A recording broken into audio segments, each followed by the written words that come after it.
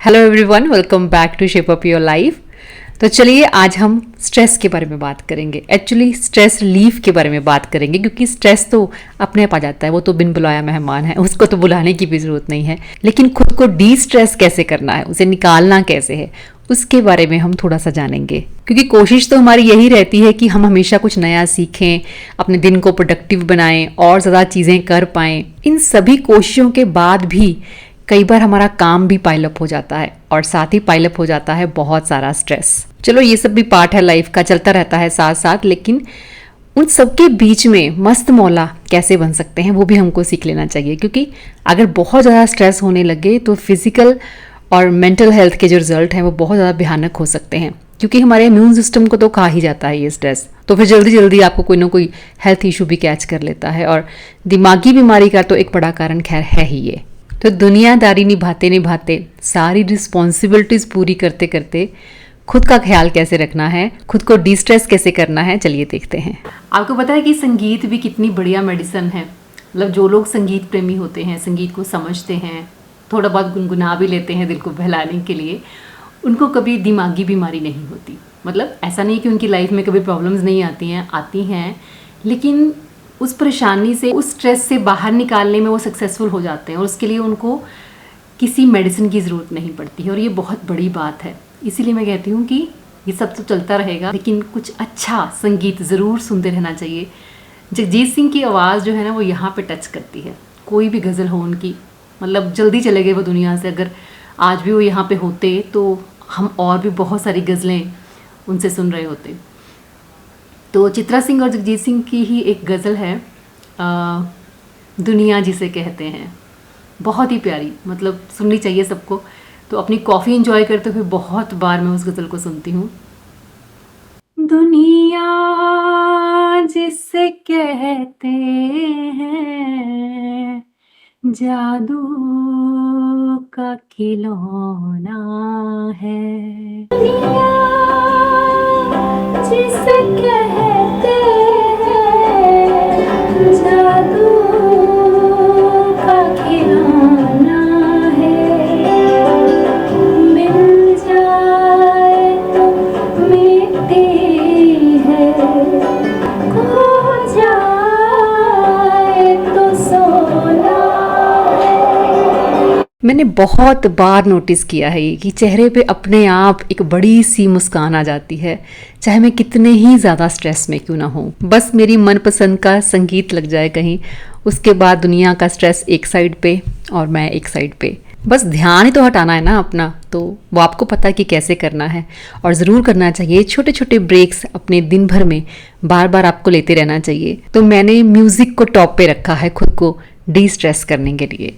लेकिन म्यूज़िक के अलावा भी बहुत सी ऐसी चीज़ें हैं जिनसे आप खुद को पैम्पर कर सकते हैं। जैसे कभी कभार मैं ज़्यादा टाइम तक कुछ लिख लेती हूँ या पढ़ लेती हूँ, या कई बार लॉन्ग आवर्स होते हैं एडिटिंग में, तो हल्का हल्का हेडेक होने लगता है या फिर आँखों में पेन स्टार्ट हो जाती है। तो उस वक्त मन करता है कि काश कोई आँखों पे हल्की हल्की मसाज करता। और तब मेरे बहुत काम आता है अगारो का ये सुप्रीम आई मसाजर। ये बहुत लाइट वेट है और आँखों को रिलैक्सेशन देता है। ये आंखों की कोई प्रॉब्लम की ओर नहीं करता और ना ही ये आंखों के ऊपर मसाज करता है। आंखों के अराउंड मसाज देकर ये बहुत ही रिलीफ प्रोवाइड करता है। और आप बिलीव नहीं करोगे, पर इसमें 5 मोड्स हैं। एक है soft mode, strong mode, relax, sleep and wake up mode.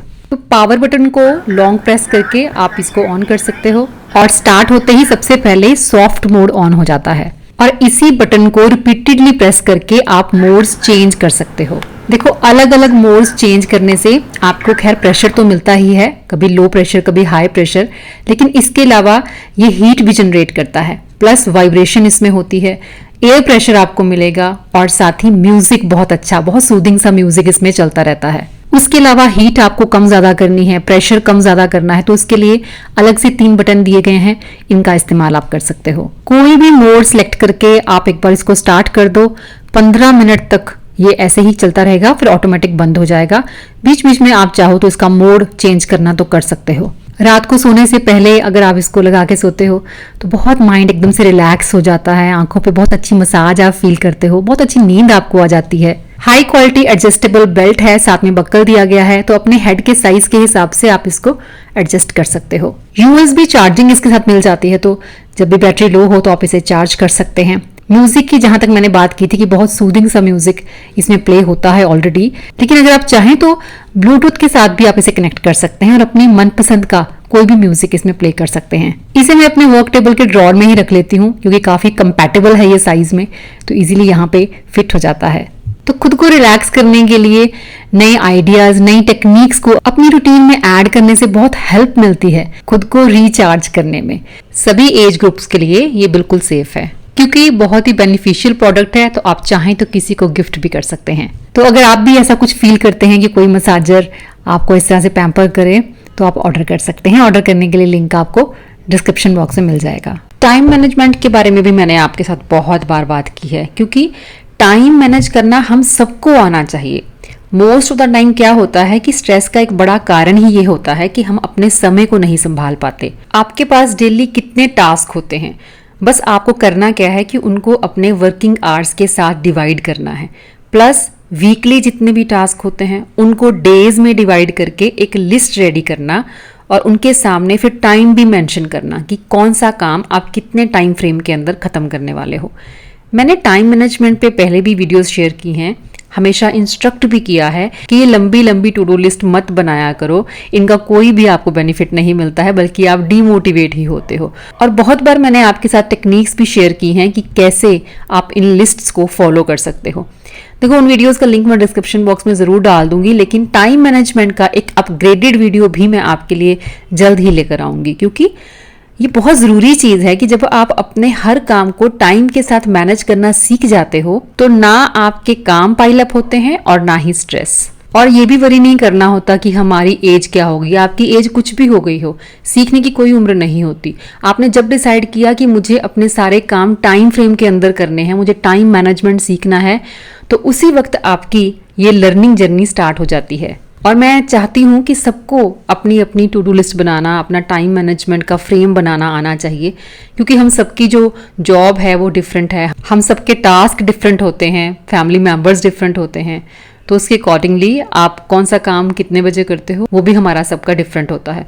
तो ज़रूर ये ट्राई करना, मैं बाकी शेयर करूँगी आपके साथ जल्द ही। आपने कभी नेचर थेरेपी के बारे में सुना है? मेरे जैसे बहुत सारे लोग हैं जो प्लांट लवर्स हैं, और हम सभी प्लांट्स के अपनी मेंटल हेल्थ पे पावरफुल और पॉजिटिव इफेक्ट एक्सपीरियंस कर चुके हैं।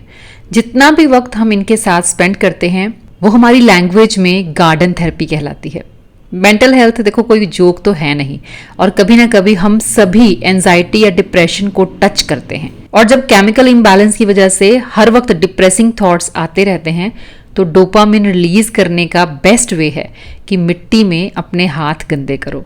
और ये करने के लिए कोई रिस्ट्रिक्शन नहीं होती है, आपके अंदर वो करने की एबिलिटी होनी चाहिए, पेशेंस होनी चाहिए, केयर करने का जज्बा होना चाहिए। फिर उसके बाद फर्क नहीं पड़ता कि आपके पास गार्डनिंग के लिए जमीन है या नहीं। गार्डनिंग तो फिर आप पॉट्स में भी कर सकते हो। और इसका सबसे इमीडिएट जो बेनिफिट होता है वो ये है कि ये आपके स्ट्रेस लेवल्स को रिड्यूस करता है। मेरा तो अपना एक्सपीरियंस ये कहता है कि इनको देखने भर से दिन बन जाता है। नेचर का एक अपना वे है देखो हमको हील करने का, माइंड को काम करने का। तो गार्डनिंग का शौक अगर आपको है तो बहुत अच्छी बात है, अगर नहीं है तो कभी एक्सपीरियंस करना कि 30 मिनट्स की गार्डनिंग आपके कोर्टिसोल को लो कर देगी। So think about it. आप लोग भी बोलोगे कि ये लेडी हर चीज में एक्सरसाइज की बात करने लग जाती है, लेकिन ये चीज ही ऐसी है। अगर आपने कुछ वक्त भी एक्सरसाइज को एक्सपीरियंस किया है ना, तो आपको भी पता होगा कि आप चाहे स्ट्रेस में हो या पेन में हो, फिजिकली या मेंटली अच्छा फील नहीं कर रहे हो, तो भी सिर्फ 10 मिनट एक्सरसाइज करने से आप अच्छा फील करने लग जाते हो। मुझे पता है ये कि कहीं अगर मैं एक वीक एक्सरसाइज ना करूं तो डिप्रेस होने लग जाती हूँ। मैं तो कहती ही रहती हूँ देखो कि माइंड को फ्री रखना है, डी स्ट्रेस रहना है, तो यही एक रास्ता है। स्ट्रेस तो आता ही रहेगा, लेकिन 10 से 20 मिनट डेली की एक्सरसाइज बहुत सारे चेंजेस ला सकती है। एक्सरसाइज के साथ साथ ग्रेटिट्यूड, ये सारी ही चीजें ऐसी हैं जो आपके स्ट्रेस को मैनेज करती हैं। देखो जब हमें कुछ चाहिए होता है ना और वो नहीं मिलता, तो हम हताश और निराश होकर बैठ जाते हैं और ये भी भूल जाते हैं कि हमारे पास ऑलरेडी क्या है। ग्रैटिट्यूड एक्सप्रेस करना एक पावरफुल और ब्यूटीफुल चीज़ है जो माइंड को रिलैक्स करती है। ये सिर्फ एक रिमाइंडर है देखो कि आज जो स्ट्रगल हमारी लाइफ में चल रहा है, जिंदगी उस स्ट्रगल से कहीं ज्यादा बड़ी है। और ये स्ट्रगल जो हमें बहुत बड़ा दिखता है ना, ये इसी जिंदगी का सिर्फ एक छोटा सा पार्ट है। क्योंकि इससे पहले भी बहुत बार ऐसा हुआ है कि हम बहुत तकलीफ में थे। तो क्या आज आपको लगता है कि उस दौरान भी जो स्ट्रेस आपने झेला, उस स्ट्रेस में रहने से आपको कभी कोई बेनिफिट हुआ था? तो चीज़ें वैसी ही होनी है जैसी होनी है, और उसी वक्त होनी है जिस वक्त होनी है। तो आज जो स्ट्रेस आप फील कर रहे हैं, आने वाले 5 साल में उसकी कोई वैल्यू नहीं रह जाएगी। जिंदगी जैसे चलती है ना, उसे कोई प्रेडिक्ट भी नहीं कर सकता। पर यह भी श्योर है कि कभी भी कुछ भी सेम नहीं रहता। सो अपने आप को ये रिमाइंड करवाते रहना चाहिए कि ये स्ट्रगल मेरी जिंदगी में लाइफ टाइम नहीं चलने वाला।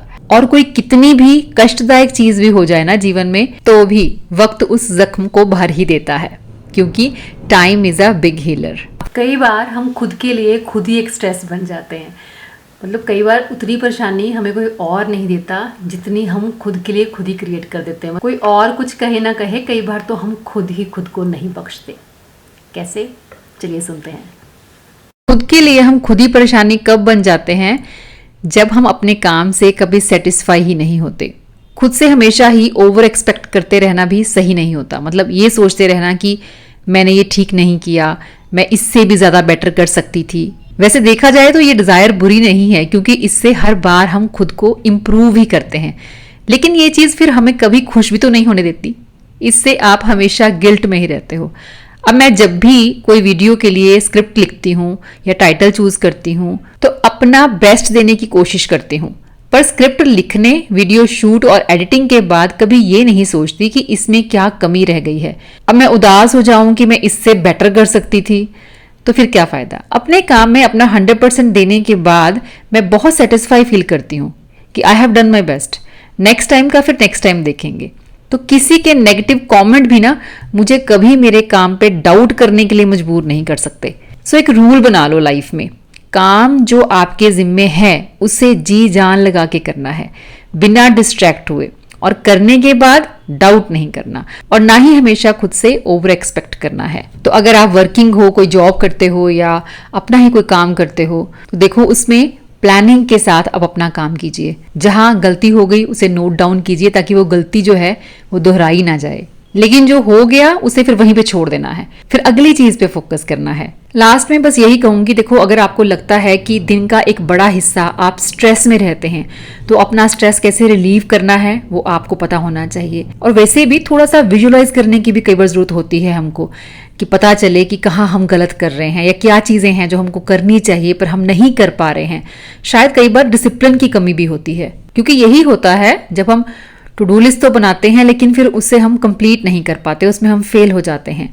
तो हो सकता है कि स्टार्टिंग में ये चीज़ें थोड़ी मुश्किल भी लगें, लेकिन अगर आप कंटिन्यूसली डिसिप्लिन के साथ काम करते हैं तो बाद में आपको रिजल्ट भी अच्छे मिलते हैं। सबसे पहली चीज़ होती है अपनी रिस्पॉन्सिबिलिटीज़ को जानना, और उन्हें करने के लिए फिर अपने अंदर वो जुनून, वो ऊर्जा भी महसूस करना, ताकि आपको वो काम करना अच्छा लगे, बोझ ना लगे। तो जो भी पॉइंट्स मैंने आज आपके साथ शेयर किए हैं, ये सारे वो पॉइंट्स हैं जिनको मैं बहुत सालों से प्रैक्टिस कर रही हूँ। कई बार मैं भी फेल हो जाती हूँ, स्ट्रेस्ड भी हो जाती हूँ, लेकिन वापस फॉर्म में आने का रास्ता भी मैं जानती हूँ। एक्चुअली हम सब जानते हैं, लेकिन ये जान लेना भी जरूरी है कि रास्ते बदले बिना मंजिलें कभी नहीं बदला करती। सो स्ट्रेस में बैठ के सोचते रहने से कुछ भी चेंज नहीं होगा। तो आप इन चीज़ों को ट्राई करो और फर्क देखो।